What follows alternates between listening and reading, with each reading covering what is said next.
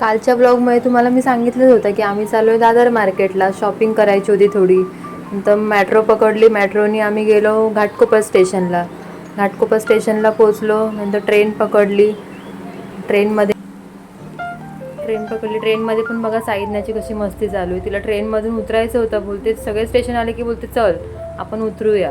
आता इथे दोघींची मस्ती चालू झाली. तिला कुणाची पण छत्री बघितली की लगेच तिला छत्री पाहिजे असते. आता ही छत्री माझी नाही, दुसऱ्यांची छत्री घेऊन तिची मस्ती चाललेली. नंतर उतरलं दादर स्टेशनला.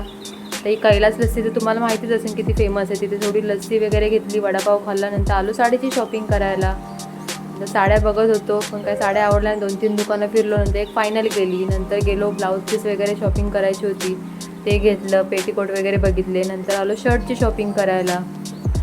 खूप फिरलो.